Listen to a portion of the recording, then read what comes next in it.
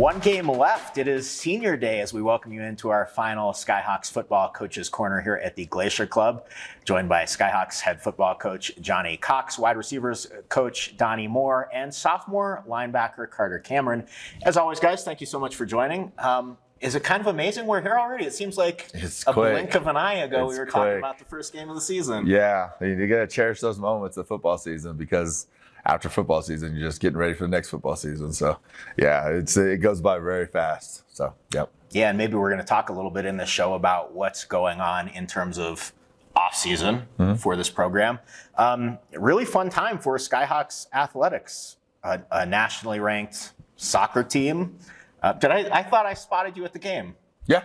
Oh, That yeah, was a definitely. fun game. Yeah, definitely. I mean, I graduated from Fort Lewis, so I definitely take a lot of pride in every athletic event and achievement that the school has. So, yeah, that was good, sweet. Yeah, it was a great atmosphere there. Yeah. And I think it was, well ranked as far as like attendance. It seemed like it. Yeah. Yeah. It was really good. I didn't graduate. Are you rubbing it in? Trying to. You one up with me? Why are you jamming me up, bro? Oh, you did? I didn't know you didn't graduate. I don't think that puts me in a minority for Fort Lewis, by the way. Let's go ahead and check on our community scoreboard, our football scoreboard. Mancus Blue Jays, I was down there on Friday as they start playoff football, a 52-0 victory over Fowler in 8-man. By the way, a 16-team field in 8-man football is a little ridiculous for playoffs. That should be like a 12 or a Right. How many of these? Yeah, how many teams are 8-man? Yeah, it's funny. But Mancus has a great team. They are number one ranked 8-man team in the state, really being driven by Kale Wayman, 24 touchdowns on the year, 126 yards per game. I went there expecting to see a track meet, and you know what I was impressed with? They're linebackers. Oh, man, nice. Their linebackers come downhill. There you go. Yeah. I actually didn't even know shutouts were possible in 8-man football, but they did it. And if they take care of business, if both teams take care of business, we may be looking at a rematch of their one loss on the season, Haxton, for the state championship. They're going to play Sedgwick County on Saturday. Is it a little bit disappointing for you that in the playoffs teams move to Saturday because you don't get to go recruit? Yeah. That it's frustrating a little bit. Yeah. I was all fired up to go to a local game here, and it's like, well, they play at the same time as us. So. Yeah. Are there players at that level, at an 8-man level, that can help you? There's players everywhere. So I think it's individually based. There's definitely, we go to 8-man schools, okay, and see what they have. And there's some players that make us that we're definitely taking a look at. Yeah. And so it's just like kind of going to the NFL. If you're good enough at Fort Lewis, you'll go to the NFL. If you're good enough at Mancus, then you can play college football. So yeah, the opportunity presents itself if you have the skills. Yeah. So Mancus playing fun football. They're 9-1. Get down there if you want to go see some 8-man football this playoff season. Pagosa Springs seeded 10th. Got a first-round victory, upset La Junta 14-7. They're in a little bit of an upset bracket as they're set to play this upcoming Saturday. Number 15, Eaton, who beat number 2 seeded Kenton Denver 31-28 last weekend. Both teams 7-3. Should be a little bit of an interesting dichotomy as Pagosa kind of relies on the ground game. Eaton is more air-heavy. I said this in an earlier episode. Gavin Lindahl for Pagosa Springs kind of carrying the load, 135 yards per game on the ground. And of course, locally, the 3-man, why is 3-man weird in Colorado? They delay a week to announce. Yeah, I don't know. I never understood why that was. Yeah, I don't know that either. Yes. But I was wondering when they're going to put out the bracket. Right. So they're the one team that hasn't had the first round game that we're talking about. They managed to get seeded 4th. They'll play Saturday, 1 o'clock. They host Meade here in Durango. Get to that one if you can. Coming off a shutout victory over Palisade, 19-0. That means they have won 8 straight games. And we've talked about Coach Burton's air raid before, I guess, for lack of a better term. But their last 3 games have allowed 0 points, 7 points, 0 points. It's good. Air raid defense, too, huh?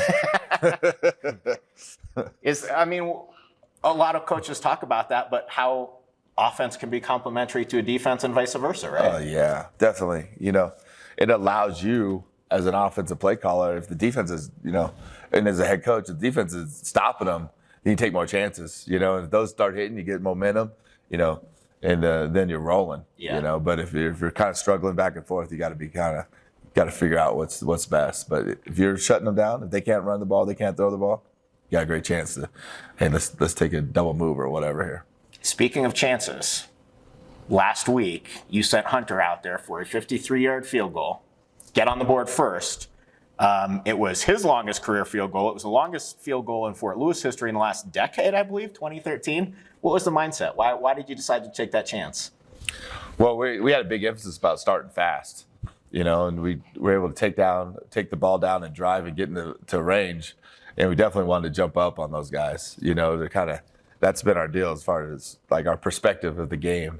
So I was like, okay, it's a bit of a challenge, but Hunter stepped up. He was excited, and boom, he gave us a lead. So from that gives a lot of energy and juice and allow us to battle. So it was worth it. Yeah. It's risky though. If he misses it, then we're not playing our best quite yet. But he hit it, so gave us some juice. Okay.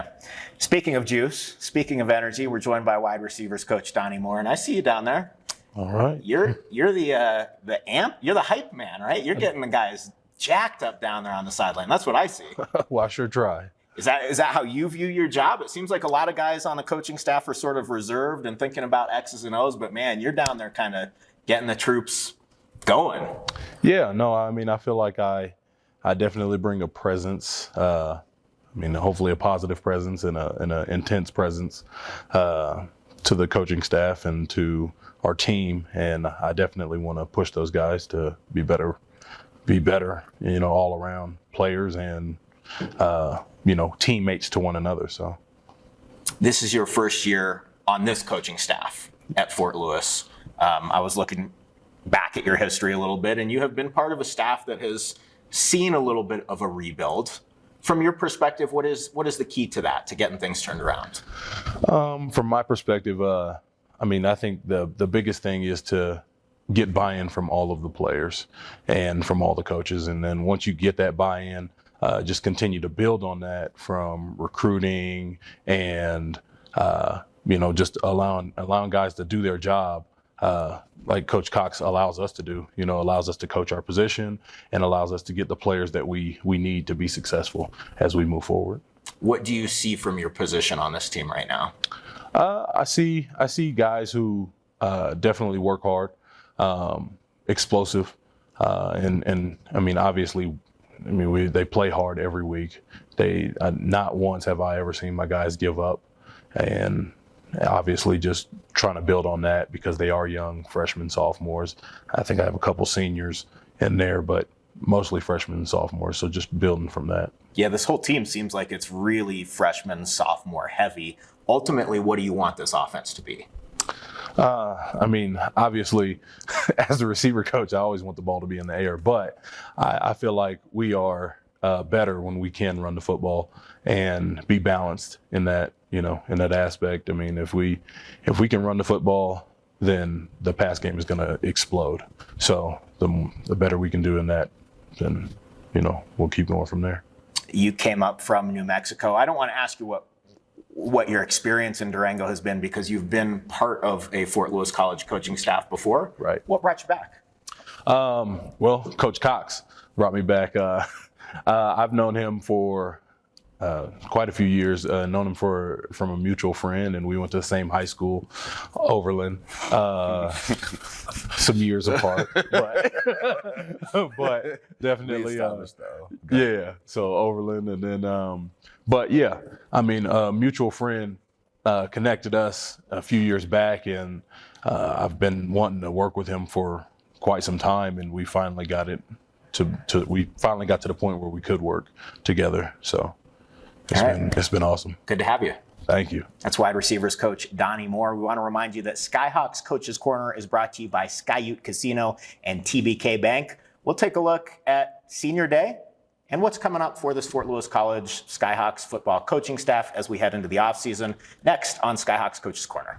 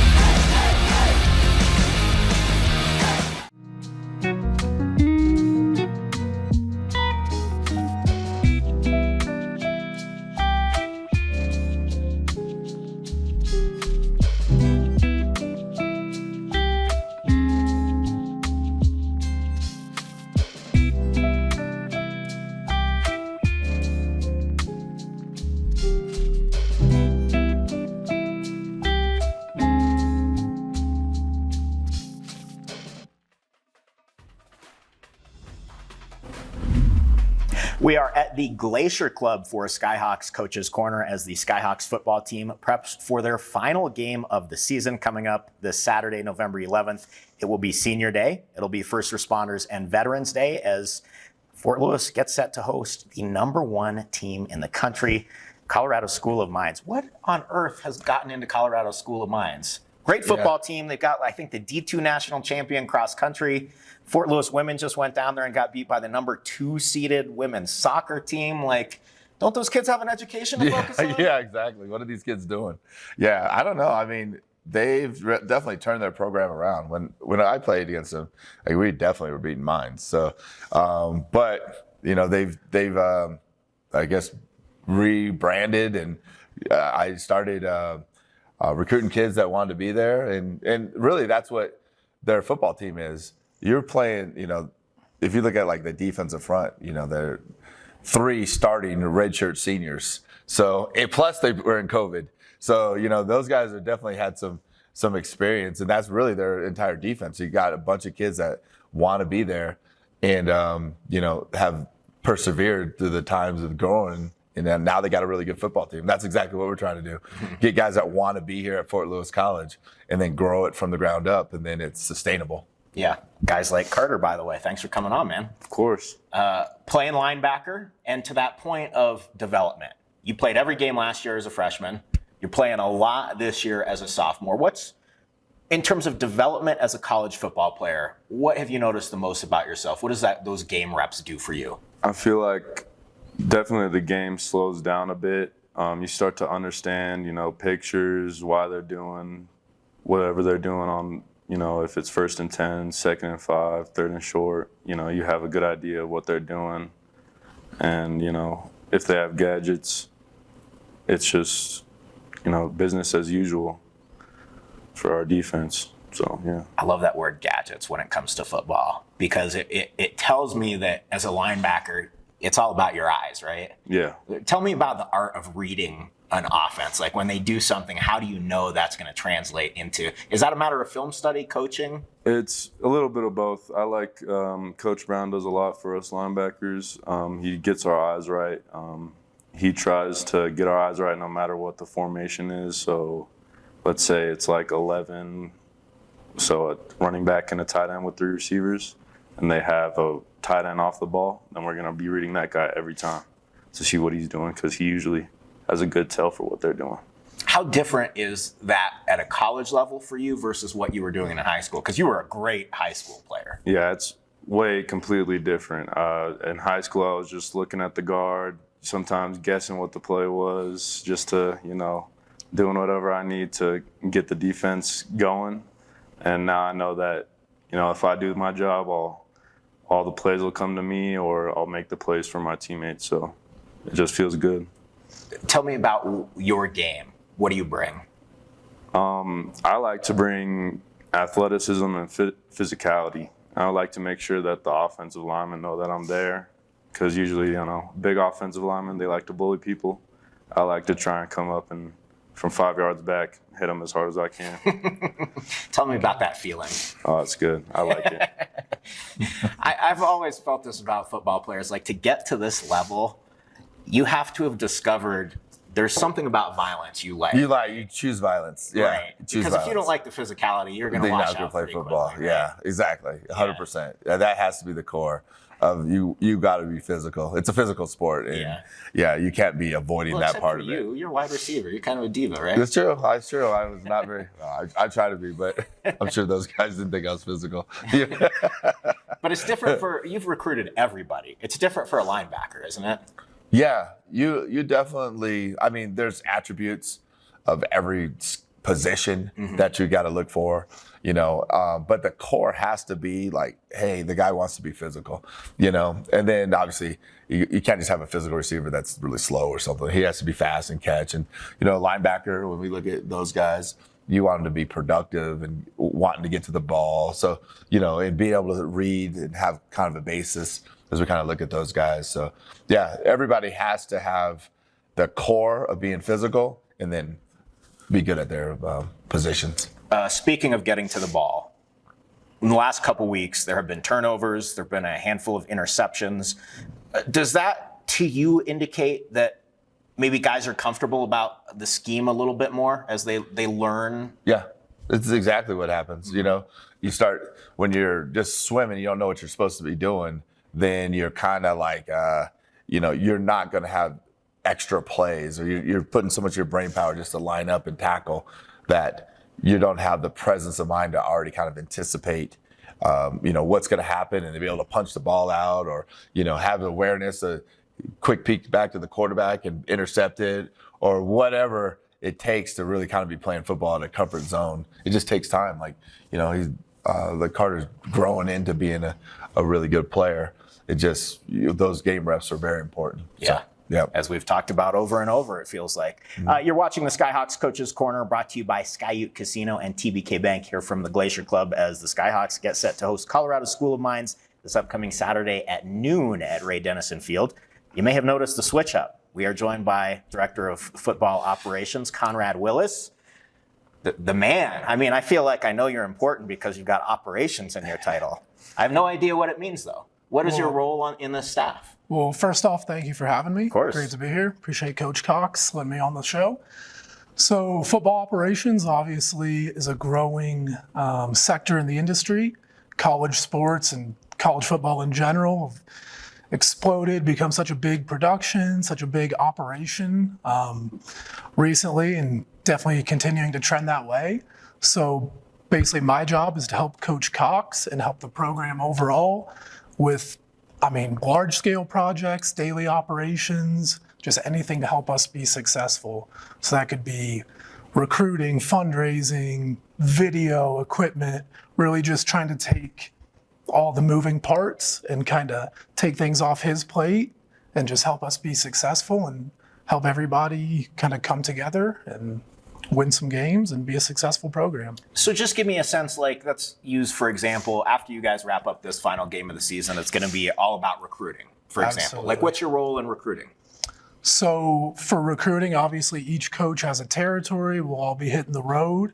I'll help with some of the logistics of that, as well as visiting some of our local schools. So maybe I'll get with you. You seem to have the pipeline for all the local high schools. Can we get that cut out? I have the pipeline. No violations there. But and then also a huge role I'll play is the on-campus recruiting. So we've got, I believe, 7 dates already set where we'll be bringing in some of our top prospects and guys we're really interested in. And obviously a lot of moving parts go into that, and bringing guys from, different states. Carter's from, Phoenix area. So we'll be bringing guys in from all over and trying to show them the best of Durango and the best of Fort Lewis. So definitely be working on that. Speaking of best of Durango, it's your first year with the program. Yes, sir. Come from the D1 ranks. You've had experience at University of Northern Colorado, Yes, at sir. Colorado State. Yes, sir. What brought you to Durango? Kind of like Coach Moore said, Coach Cox brought me here. So I was working in Fort Collins at Colorado State and had a mutual connection. So someone put my name in the hat and was lucky enough for Coach Cox to give me a call, and spoke with him a couple times and kind of came out here in the middle of July, right in the middle of camp season, and right as things are really rolling. So it's been a great experience, and I love Durango. So Just really Happy to be quickly, here. what's different about doing it at this level versus the operations game at a D1? Absolutely. So each school definitely has its own, challenges, its own, parameters of what needs to be done. And kind of, you asked about football operations. It, in a sense, is an ambiguous term because each school, each head coach needs different things. And I think the cool thing about being here and at this level is just being hands-on in so many different departments, getting to work with so many different guys and see all the moving parts come together. So a little more involved with everything, and it's a great experience. Cool. Well, thanks for being here. Sir. Before we wrap this thing up, I guess we got to talk about School of Mines. Number 1 regionally, number 1 nationally. Looking at their schedule, it's not even that they've run through the RMAC, which is kind of a beast right now, but they beat number 3 Grand Valley State. They beat number 4 Angelo State. It almost seems like they were ramping up this year to be there this year. They're a legit national championship contender. Yeah, they're ranked number 1 for a reason. Yeah. They've tested, they've beat some of the better teams. So yeah, it's a great challenge, but it's still football. It's still Division II football. So, we're gonna go through our process, which we've been improving, I think, the last 3 weeks, and we're going to attack them just like everybody else. We're just going to control what we can control. And I know they're going to be they're a real good team, but we're going to play our best. So that's our role in it. Yeah. Last week you talked about the importance or last show, I should say, you talked about the importance of starting fast. You've done it each of the last 2 games. Yeah. Yeah, we put an emphasis on it. We practice it. We talk about what we're going to do. And the guys buy into it. The players practice hard, and they take the coaching points, and so we've been able to implement that. We're going to try to do it again. So, we respect them. Obviously, they're a really good team. We haven't been able to win yet, but we still got an opportunity to play football this Saturday, and we're excited about that. So, yeah, we're going to play our best. Yeah. Well, good luck. And thank you for making this Coach's Corner a thing as we get set to wrap up. I appreciate all you guys coming. Of course. Thank you. It has been the Skyhawks Coach's Corner on the Local News Network, brought to you by Sky Casino and TBK Bank. We are, as always, hosted here at the Glacier Club. And until the next time, we'll see you on the field.